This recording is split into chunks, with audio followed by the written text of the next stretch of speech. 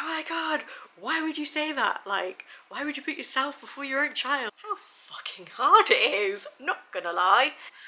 But this was like getting extreme, and I was like, I just don't know what's going on. Oh my god, my husband is so sexy, he can look after a child, blah blah blah. I mean, especially the first few times. I never wanted him anywhere near me ever again. That was horrific. Where your vagina's just like, oh my fucking god, what is this? How painful it is to like have sex for the first time after having a baby.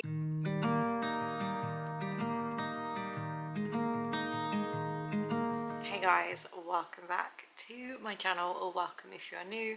I don't know why my voice has gone all funny. All of a sudden, it's just like, oh my god, my child is sleeping, must lower the tone. But yeah, in today's video, we are going to be doing my 1 year postpartum update. So it's going to be a bit of a chatty one, hence why I have a coffee. So I highly suggest that if you haven't already, grab yourself a beverage, grab yourself a snack. It's probably going to be a long one, but I asked on Instagram and on my community tab on here for your guys like questions and things like that, things that you kind of wanted to know 1 year postpartum and what kind of things are like.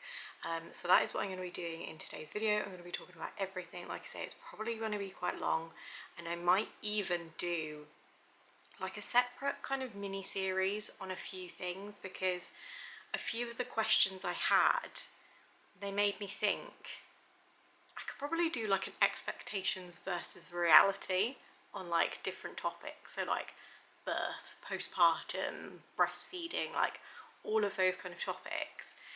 So if that's something you'd be interested in, let me know down below and I'll get on with filming that. But like I say, in today's video, we're going to just be doing a like 1 year postpartum update. So like I say, we're going to be talking everything from physical, mental health, like I say, your guys' questions, and then I'll do a quick like body update at the end. So if you are easily triggered, I just want to put this warning in, if you are easily triggered by like talk of weight gain or loss, then please click out of this video, because I am going to be talking about that towards the end of this video. But yeah, without further ado, let's dive in. I'm going to be typically British here and just apologise for the lighting, because the weather here at the moment is just so here, there and everywhere, so the lighting's probably going to change quite a lot. But yeah, hopefully that's okay. But I'm going to dive into the first topic, which is something that was asked quite a lot, and that is like, how is your mental health? So if you guys have followed me for a little while, predominantly on Instagram, but on here as well over the last few months, then you will know that my mental health was not in a good place, especially kind of in the beginning few months of like postpartum and just like having had a baby. I did like a few videos on here where I was quite brutally honest about what was going on and things, and how I was struggling mentally. And I guess a lot of you guys are just kind of wondering where I'm at now. So to round it up, I feel better, we'll say that. I feel like my mental health is taking a dip recently. I'd only say in the last few weeks, but for a completely different like reason, if that makes any sense. So like how I was suffering before, it was because of like what would you call it? It was very circumstantial. So it was almost like there was a genuine reason for there being such a low kind of mental health stage. Whereas now it's just a bit like, I'll explain in a minute, but it's different.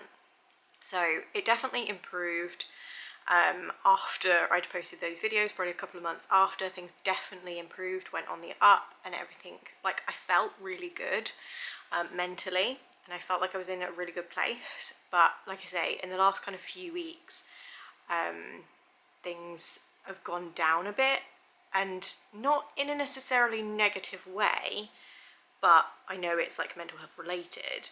And I think a lot of you guys that have had children that are at this kind of 1 year point probably know what I'm on about.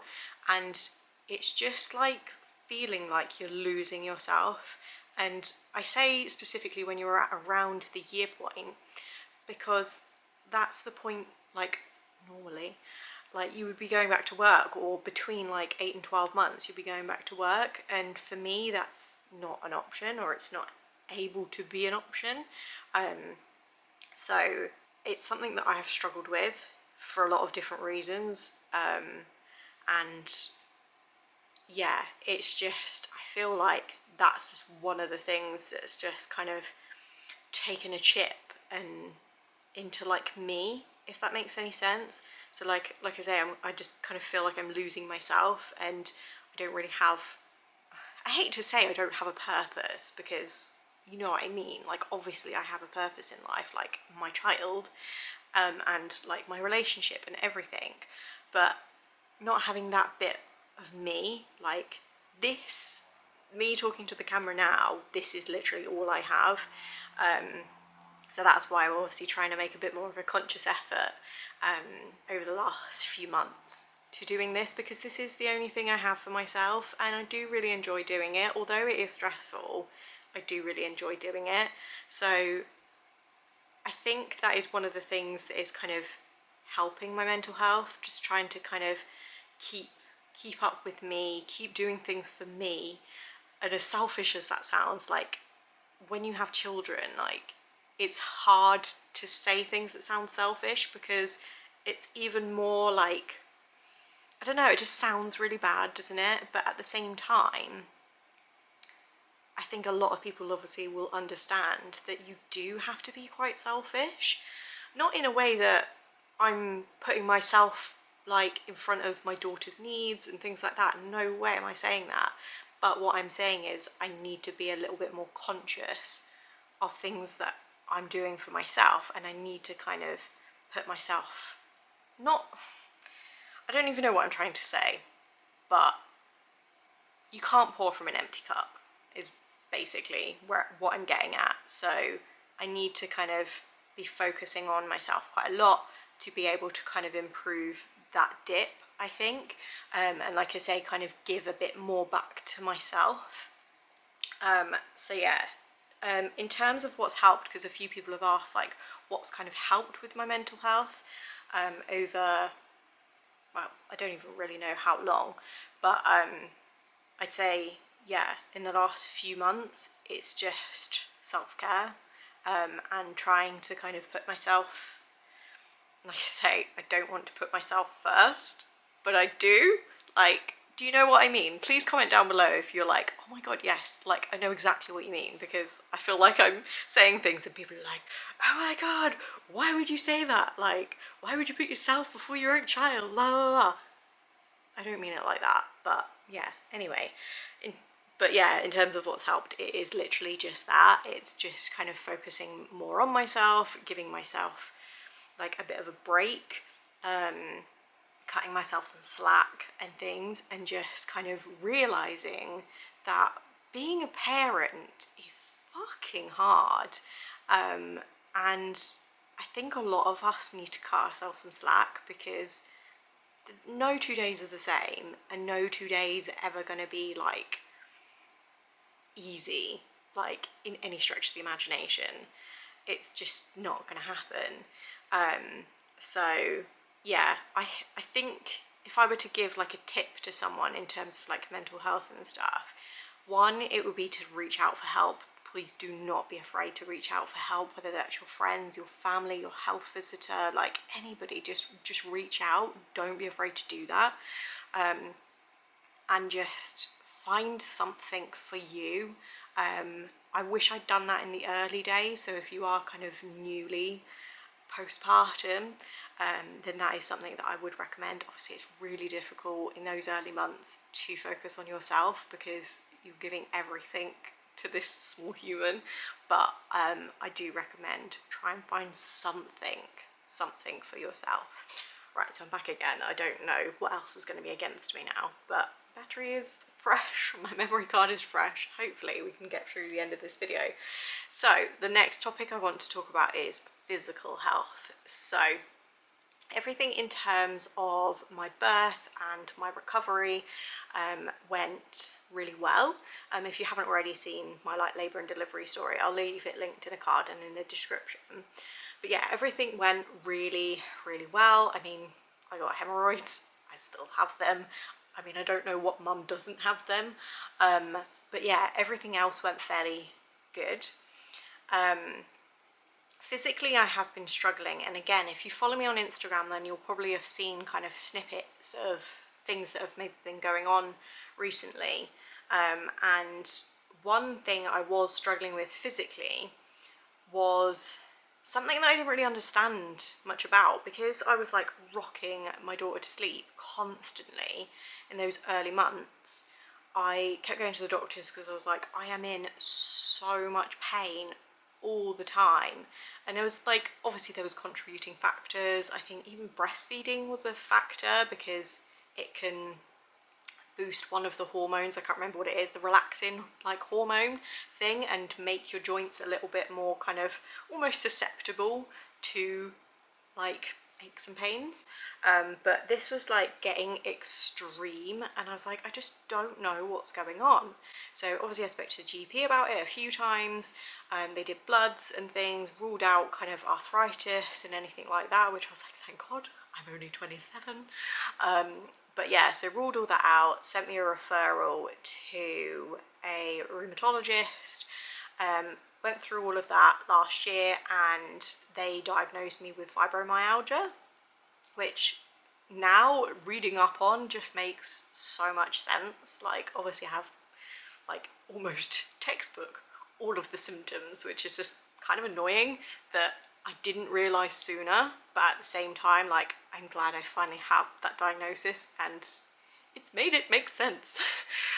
So yeah, I'll do a separate video on that if you guys would be interested, because I don't want to obviously like talk too much about it in this video, but since I've found that out, it has kind of made things a little bit easier, because like I said, there's been a reason for like the pain and stuff, and it's made me think, well, oh okay, I need to kind of cut myself some slack here. There is a reason that this pain exists. It's not just from vigorously rocking my child to sleep, although that didn't help.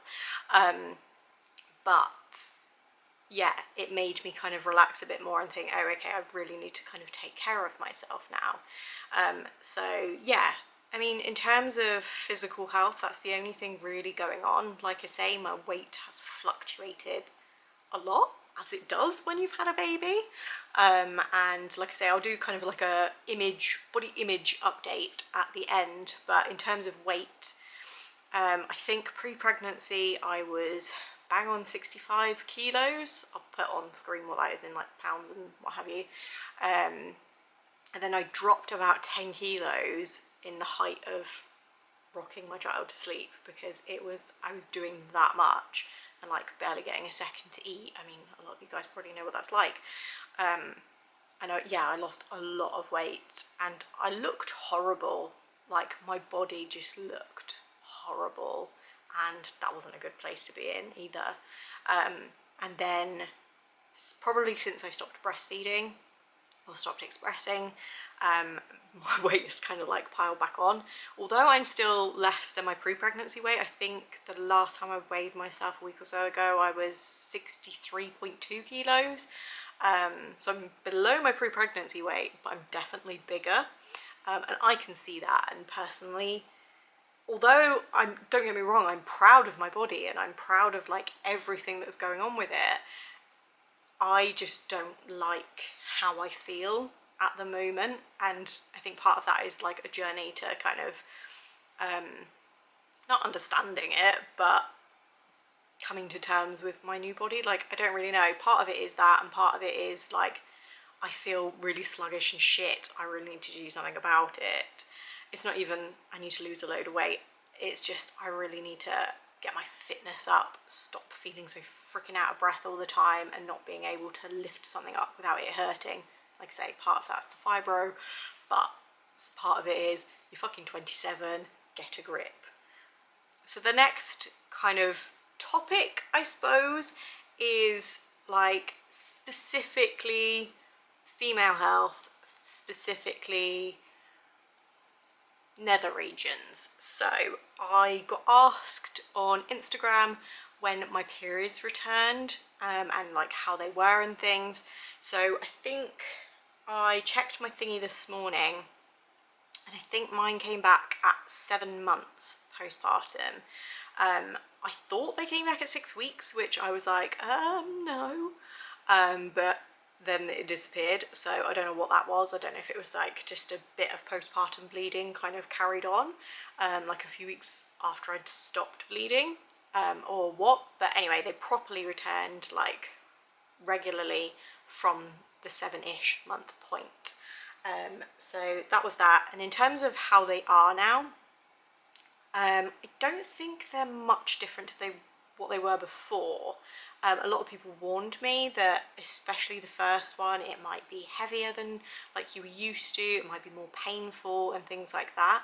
And I think the first one I was actually quite shocked at in terms of those things, because it was lighter than normal and it was a lot less painful than normal. So I normally, on my period, I would get so much pain, like ridiculous amount of pain.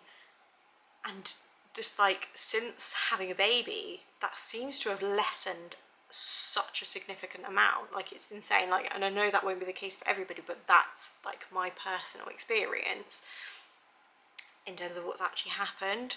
So yeah, it's really bizarre actually. And I mean, they're still not particularly regular now. I mean, we're 8, 9, 10,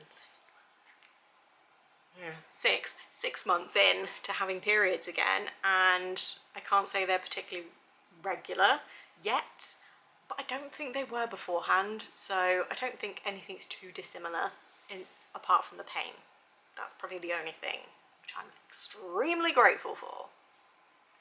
So the other thing that kind of ties into that category is sex life. So quite a few people have actually asked, what's it like now? And is it different to pre-baby, and things like that? And let me tell you, things are different. Things are definitely different. So in terms of actual sex life, I'd say it's a hell of a lot better now than it was like 6 months ago.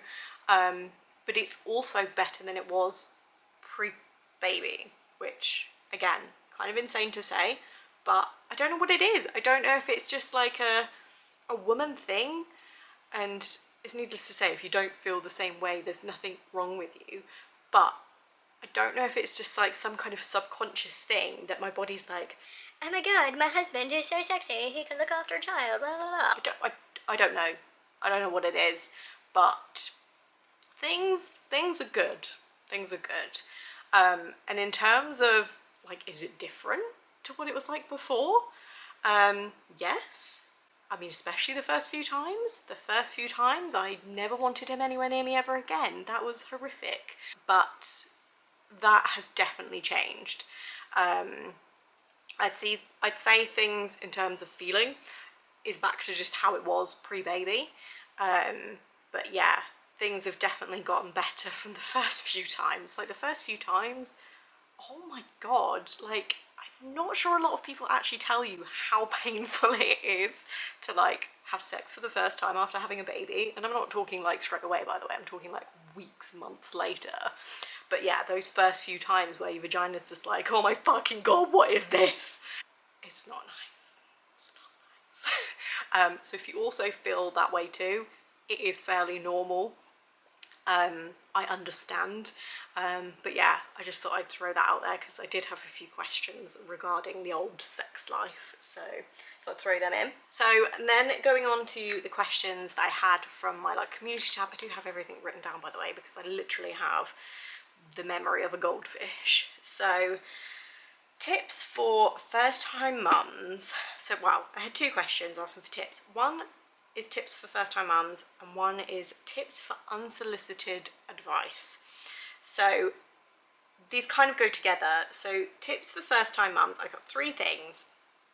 One, like I said earlier, do not be afraid to ask for help. Whether that is reaching out to someone on Instagram that you've never met before, messaging your family members or your friends, or like I say, ringing up your health visitor and just be like, I really don't know what to do, please can you help me? Like, no one is gonna be offended that you've done that. Like, they will be proud of you if anything. Like, it takes a lot to admit that you're struggling with anything, especially I feel like in parenthood. So I think that is the one tip that I would like keep at the top of the list. Just do not be afraid. I know a lot of people are just like, especially I feel like when you're, oh, my child's awake now, when you're like past the 12-week point and you just feel like, oh, I do actually need help, but I don't have a like newborn anymore, people aren't going to help me. Like, people are going to think, what the hell, you should be able to do it yourself. No, I'm, like I say, I'm a year on now and I would still ask for help now. So please do not be afraid to ask for help. The second thing is to just be prepared with anything. So I have spoken about this in like my kind of postpartum must-haves, but batch cooking, whether you are expecting a baby, whether you've got a couple of week old baby, whether you've got a 2-year-old, batch cook. Oh my god, just make your life easier, please. So that goes obviously for your child if they're obviously of weaning age, and you as parents. Like, it just being prepared in any kind of sense, it just, I feel like, just helps things go a little bit smoother. So yeah, things like batch cooking, and just like if you've got an appointment the next day or something, get prepared the day before, just so you can, if you are in a rush for whatever reason, your baby's had a poo explosion or whatever, just as you need to get ready to leave, everything's ready to go. Sort the baby out, go. Like, just have your bag packed, ready, prepared to just go. So yeah, being prepared is just one of my kind of, not my mantra, but it's just the one thing that I kind of live by now. And the third thing that, like I say, kind of goes with that unsolicited advice thing, is to just go with the flow of like your family and to just do what you want to do, because you will get a lot of unsolicited advice. And I feel like there's a fine line between genuine unsolicited advice and caring advice that may be towards safety of your child or something like that. So say if you were wearing a baby in a baby carrier, and then but there was something that you were doing that wasn't particularly safe that maybe you didn't know about, and someone was just to kind of tell you that maybe what you're doing isn't quite safe, but maybe here's an alternative, or like, you know, loads of different things like that. But like I say, I feel like there's a fine line and there's a way of saying things. But yeah, when people give you genuine unsolicited advice, so like, I mean, for example, if you're breastfeeding, give your baby a bottle at night, they'll sleep for longer, or, you know, things like that, or wean your baby at 4 months. I did it. Your parents will probably tell you this, and your in-laws will probably tell you this, but there's obviously a lot of guidance and a lot of research that has been done over the last 20-30 years in why that's not the best way to do things. Obviously, by no means am I telling you what to do either in this video, but what I'm saying is, like, a lot of people will give you these kind of things, and what you basically just need to do is go, yeah, I'm not doing that, and just do what you want to do. It is your family at the end of the day. You have to do what's right for you. And yeah, like I say, you just have to kind of go with the flow of everything. A lot of people will try and tell you that you should be, you know, sleep training your baby, or you should be letting them cry it out or whatever. And if that is something that you want to do, go for it. I am, you know, proud of each and every one of you for getting through the day, but it's doing what you want to do, not because somebody has told you to do it. Whether, well, obviously, like I say, there may be something that you didn't know about that someone's told you about. That's different. Take that on board, yes. But don't just do things because people tell you that it's the right way to do it. It may not be right for you and your family. So just have to wing it, go with the flow, and just make those decisions for your family. So the next question is, what is the most unexpected thing about motherhood? How fucking hard it is, I'm not gonna lie. Maybe how relentless it is, and just how, not how tiring it is, because that sounds like a bit of a given really, but it's just, it's relentless. Like, from the moment you wake up in the morning, probably to a screaming child, like, you're obviously attending to their needs and your own all day. You're obviously trying to keep up with like housework and things like that. Before someone likes to tell you as well, because a lot of people do, a lot of people like to say, don't worry about the house, it can wait, blah, blah, blah. And yes, to some degree it can.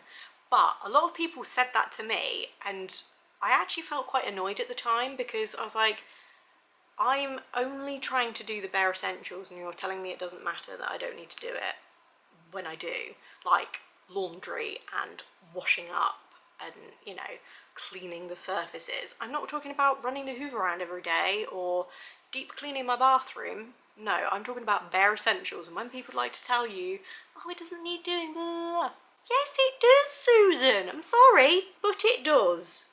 Yeah, so it's just from trying to keep up with all of that stuff and just kind of mentally think about different things, like I need to do a shopping list, I need to buy a birthday card for so and so, I need to remember that we've got this event on this week, I've got an appointment, I've got this, that, like so many things that you need to kind of think about and remember and things like that, as well as obviously keeping on top of like your own mental health, keeping a child alive, possibly more than one.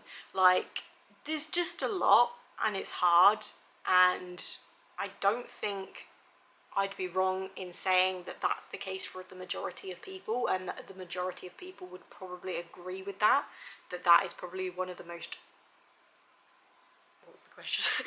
The most unexpected thing about motherhood is just like how relentless it is. So yeah, that is probably what I would say for that. So the next question is like, what's your best and worst experiences so far? So worst experiences, like I say, I've kind of touched on those on like previous videos and stuff, but they were kind of the first at least 6 months. As a whole, they weren't any good for me at all. They were probably some of the worst times of my life. I feel like when you've got a child constantly screaming at you and you don't know why, you don't know what to do for them, it's not a good place to be at. And they were some of kind of the worst times where, I mean, namely one, I think Soph was around 3 months old, and she had been screaming, no joke, for over 5 hours continuously, like screaming, like red in the face screaming, refused to feed at that point because obviously she was so upset, and she would obviously gone past tiredness because she'd been screaming for so long. It was horrible. My friend came around and she was like, I've had 3 kids, like I've never experienced this before, I don't know what's going on. She was obviously trying to help us, but like nothing was working, and it's those moments, I do not wish to ever do that again. And in terms of best experiences, they are probably some of the few that we are having kind of more now. So obviously we had a few in the earlier days, like all the milestone things, like, you know, when they smile at you purposefully for the first time, or when they roll over or learn to sit up or stand or whatever, like all of those things, they make you feel really good. And I mean, today Soph learned to clap for the first time. I mean, she's still not 100% there, but she's getting it, and it's just like seeing them learn things, it's just like such a special thing, because it's like, I don't know what it is, but it's just like, oh, like you're learning, like you're growing. It's just such a nice place to be at compared to like our experience 6 months ago. So yeah, I'd say they're kind of like our best experiences, are just kind of going through the milestones and things. So the next question is there anything that worried you at the time but then it turned out to be okay or better than you expected? So I have 2 things for this. The first breastfeeding. So I definitely was quite worried about that. The day, like from the day that I had her, and again, if you haven't already seen like our breastfeeding journey video, I'll leave it linked up in a card and in the description. But yeah, I thought in those early days, I was genuinely so worried that I wasn't going to be able to feed her, like from myself, and I really wanted to breastfeed. I was really worried about it, and through a lot of grit and determination and other things that I have explained in that video, we got there in the end, and I'm so glad I obviously persevered with it. But at the same time, that is one of the massive things I had like serious anxiety about from day one. But it all turned out to be okay in the end. But I think a lot of that was to do with, one, determination, and two, again, support. And the other thing was sleep. So again, if you followed me for a while, you'll know we had a lot of issues with Soph's sleep in the early days. She was one of those kids that just refused to sleep, got overtired constantly, and it was a whole battle every day. And we both, myself and my husband, thought at the time, we were like, how the hell are we going to do this? Like, it was day and night, not just at night. And we just got to the point where we were like, I just don't know what to do anymore. Like, I can't keep going on like this. Like I say, my body had taken such a toll through the ways that we were having to get her to sleep in the end, like constantly walking for hours and hours and rocking, and it was a lot. But again, in the end, it has turned out to, touch wood, be okay. Like, she's 13 months now. She, for the most part, sleeps through the night, and she naps fairly well now, and she self-settles, which is a game changer. So yeah, that is the other thing that definitely worried me at the time. I was just like, I don't know how long I can keep doing this for. And I think we did it for about 7 months in the end. But now it's okay. So yeah. And then the last question, I actually replied to this person that asked this question, saying I might even do a separate video on this, and it is, what would you do differently if you had another child? So like I say, I feel like I could do a whole separate video on that. There is a lot of things I feel like I would change, but I am actually going to save that for another video because my memory card is running out again. So I'm going to love you and leave you for now. I hope you have enjoyed this video. Let me know down below if you've got any other questions or anything. I'll pop in a quick like body update now for you, just so you can kind of see where I'm at. And yeah, subscribe if you haven't already, and I will see you all in my next video. Bye guys.